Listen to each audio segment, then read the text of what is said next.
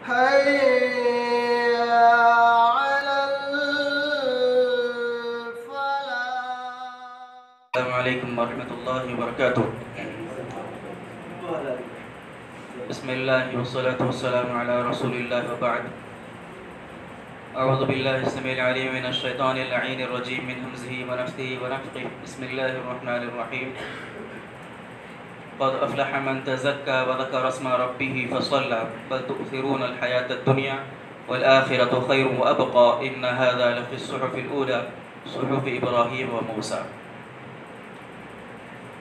قرآن مجید کی یہ آیتیں اکثر و بیشتر ہم جمعے کے خطبات کے بعد جمعے کی نمازوں کے اندر سنتے ہیں.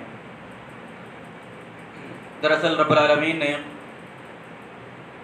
قرآن مجید کی ان آیتوں کے اندر انسان کی کامیابی اور کامرانی کا ایسا راستہ اور ایسا ضابطہ بتایا کہ اگر انسان غور اور فکر کے ساتھ ان آیات کو پڑھے، اس کو سمجھنے کی کوشش کرے اور اپنی عملی زندگی کے اندر اس کو لاگو کرے، یقیناً انسان کی اخروی کامیابی اللہ رب العالمین کے پاس پکی ہے. دنیا اور اہل دنیا عام طور پر کامیابی کس چیز کو سمجھتے ہیں؟ کامیابی کا معیار ہمارے نزدیک کیا ہے کہ اکثر و بیشتر لوگوں کے نزدیک کامیاب آدمی وہ ہے جو دنیاوی اعتبار سے اچھا مقام حاصل کر لے، مالی اعتبار سے دوسروں سے، اپنے خاندان والوں سے، اپنے دوست و احباب سے اچھی منزل پہ، اچھی پوزیشن پر پہنچ جائے، یا کسی اچھی مسند پر، اچھی پوسٹ پر پہنچ جائے. دنیا اور اہل دنیا کے نزدیک کامیاب آدمی اور کامیابی کا یہ معیار ہے. لیکن اللہ رب العالمین کے نزدیک شریعت کی نگاہ میں یہ کامیابی کا معیار نہیں ہے. شریعت کی نگاہ میں اور اللہ رب العالمین کے پاس انسان کی حقیقی کامیابی جو ہے اس کا تعلق انسان کی آخرت سے ہے. اب آخرت میں کامیابی کا مطلب کیا ہے؟ اللہ رب العالمین نے اخروی کامیابی کا مطلب بیان کیا اور فرمایا کہ فَمَنْ زُحْزِحَ عَنِ النَّارِ وَأُدْخِلَ الْجَنَّةَ فَقَدْ فَازَ. اللہ کے پاس انسان کی حقیقی کامیابی کیا ہے؟ اب وہ آدمی اللہ کے پاس کامیاب و کامران ہے جو قیامت کے دن حشر کے میدان میں اللہ رب العالمین کی بنائی ہوئی جہنم اور جہنم کی آگ سے بچا لیا جائے اور اللہ کی بنائی ہوئی جنت کے اندر داخل ہو جائے. وہ آدمی حقیقی معنی میں اللہ کی نظر میں کامیاب اور کامران ہے. اب اللہ نے کہا کہ کامیابی کیا ہے؟ کامیابی قیامت کے دن ہمارا جہنم کی آگ سے بچنا اور اللہ کی جنتوں کے اندر داخل ہو جانا، یہ حقیقی کامیابی ہے.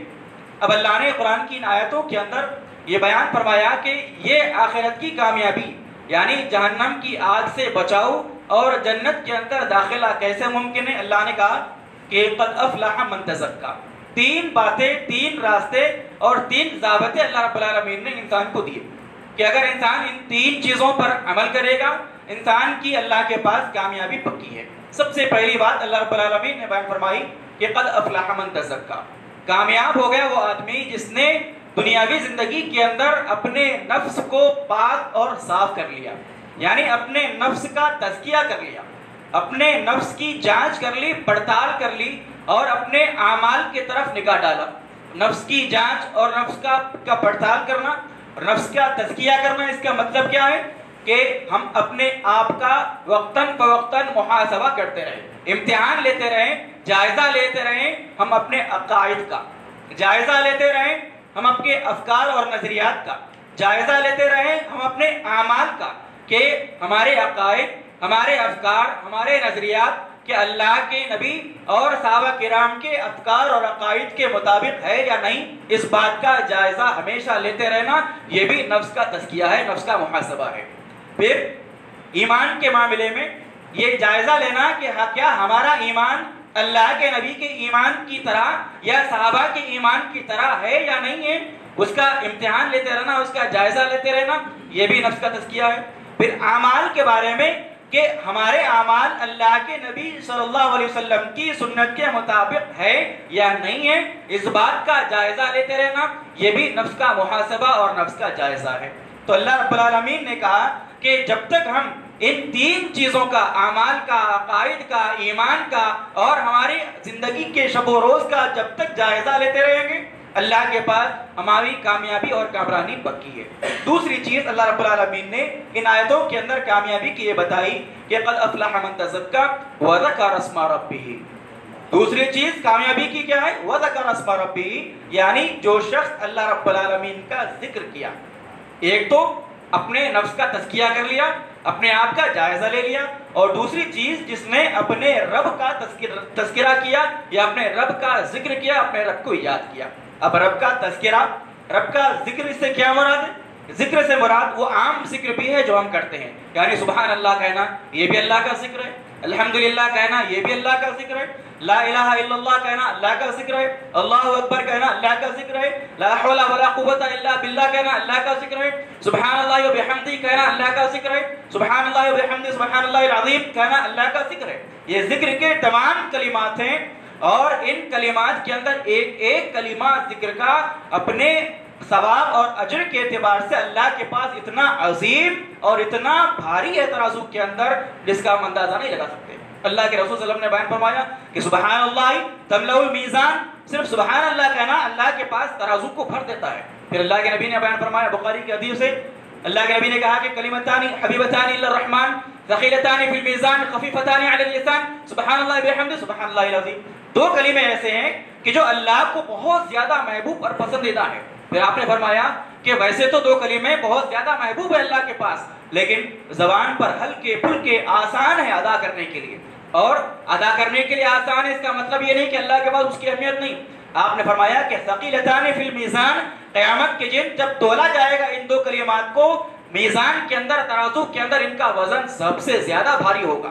اور آپ نے فرمایا کہ دو کلمے کیا ہیں؟ سبحان اللہ بحمدہ سبحان اللہ العظیم. ذکر کے یہ دو کلمات ہیں، ایسی فضیلتیں ہیں ذکر کے کلمات کی وجہ سے. تو اللہ کا یہ ذکر، یہ عام ذکر ہے، اور اللہ کا سب سے بڑا اور سب سے بہترین ذکر جو ہے وہ قرآن مجید ہے. قرآن مجید اللہ کا سب سے عظیم اور سب سے بڑا ذکر ہے کہ قرآن کو پڑھنا، قرآن کی تلاوت کرنا، یہ بھی محض اللہ کا ذکر ہے. قرآن کے معنی کو، قرآن کے مفاہیم کو، قرآن کے مطالب کو سمجھنا، سیکھنا، سمجھانا اور سکھانا، یہ بھی قرآن کا اللہ رب العالمین کے نزدیک ذکر کے اندر شامل ہے. تو اللہ نے دوسری چیز کامیابی کی منزل یہ بتائی کہ نفس کا تزکیہ کر لینے کے بعد اللہ کا ذکر، جس کی زبان پر اللہ کا ذکر ہمیشہ صبح شام تازہ رہے گا، اللہ کے پاس وہ آدمی کامیاب و کامران رہے گا. اللہ کے نبی نے فرمایا کہ الذی یذکر ربہ والذی لا یذکر ربہ مثل الحی والمیت. جو آدمی اللہ کا ذکر کرتا ہے اپنی زندگی کے اندر اور جو ذکر نہیں کرتا، ان کی دونوں کی مثال زندہ اور مردے کے مانند ہے. یعنی اللہ کا ذکر کرنے والا ہمیشہ گویا وہ آدمی زندہ ہے، اور جو اللہ کا ذکر نہیں کرتا وہ سانس لینے کے باوجود بھی اللہ کے نزدیک شریعت کی نگاہ میں مردہ ہے وہ آدمی. تو یہ کامیابی اور کامرانی کا دوسرا معیار اللہ رب العالمین نے بیان فرمایا. اور تیسری چیز ان آیتوں کے اندر کامیابی کے اللہ رب العالمین نے بیان فرمائی کہ وَذَكَرَ اسْمَ رَبِّهِ فَصَلَّى. صلہ یعنی نماز ادا کرنا. جس نے نماز کی پابندی کی، نماز کو ان کے اوقات پر صحیح معنی میں ادا کر لیا، وہ آدمی بھی اللہ کے پاس کامیاب ہو گیا. ہم جانتے ہیں نماز کی کیا اہمیت ہے. اس نماز کی اہمیت کو بتلانے کے لیے اتنا کہنا کافی ہے، اتنی حدیث سنانا کافی ہے کہ قیامت کے روز اللہ کے پاس سب سے پہلے اعمال میں جس چیز کا حساب ہوگا وہ نماز ہے. تو جو آدمی نماز کی پابندی کر لے، نماز کی حقائق حقوق کو ادا کر لے، اور نماز کو اللہ کے نبی صلی اللہ علیہ وسلم کے نماز کے مطابق اپنی نماز کو ادا کرنے کی کوشش کرے، حقیقی معنی میں وہ شخص کامیاب اور کامران ہے. قرآن مجید کے اندر جگہ جگہ اللہ رب العالمین نے جہنمیوں کا تذکرہ کیا، اور جہنمیوں کا تذکرہ کرتے ہوئے اللہ نے کہا کہ جب ان جہنمیوں سے پوچھا جائے گا کہ تم جہنم کے اندر کیوں آئے، تو وہ کہیں گے قالوا لم نک من المصلین. ان کا جہنمیوں کا سب سے پہلا جواب یہ ہوگا کہ لوگوں اے جنتیوں، ہم لوگ دنیا میں مصلی نہیں تھے، نماز نہیں پڑھتے تھے. تو جہنم میں جو جانے والے ہیں ان کے جہنم کا جب سبب ان سے پوچھا جائے گا، سب سے پہلا جواب ان کا یہ ہوگا کہ ہم دنیا میں نماز نہیں پڑھتے تھے.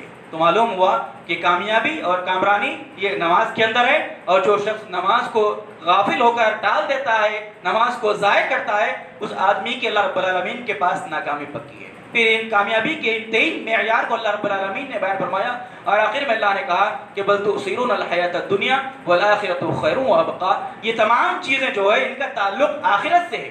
یعنی ہم اللہ کو اپنے نفس کا تزکیہ کریں گے، اللہ کا ذکر کریں گے، نماز پڑھیں گے، تو اس کا بدلہ آخرت میں اللہ رب العالمین ہم کو عطا کرے گا. پھر اللہ نے کہا کہ یہ آخرت کا جس کی نظر دنیا میں رہتے ہوئے آخرت پر ہے، وہ لوگ ان تین چیزوں پر عمل کریں گے.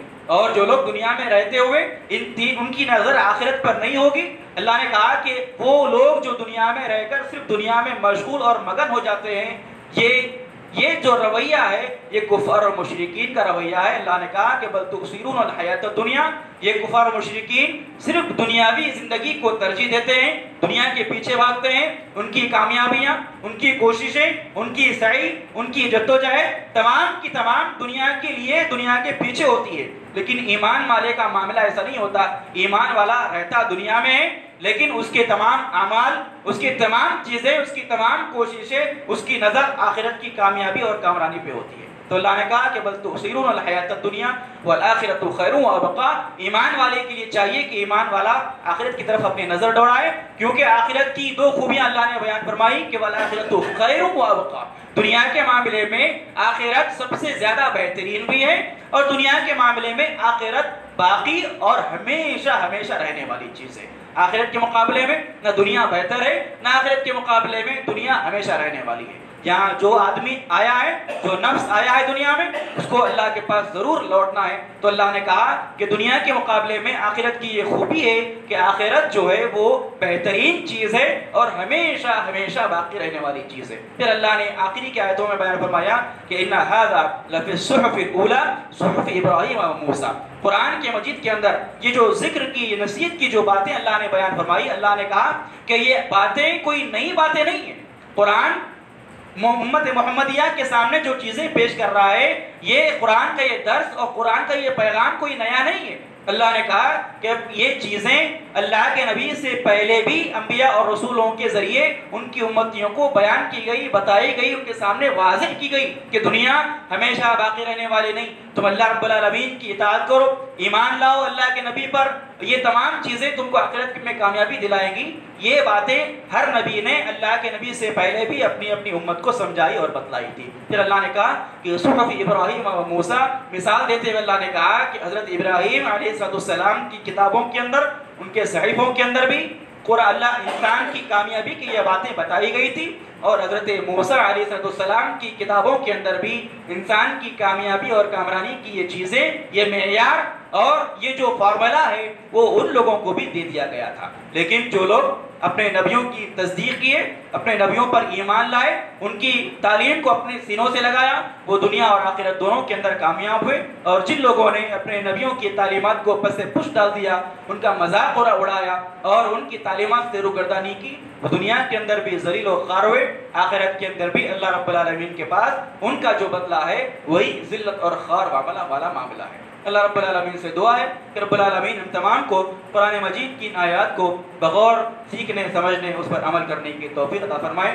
آمین۔ وأقول قولي هذا أستغفر الله لي ولكم ولسائر المسلمين۔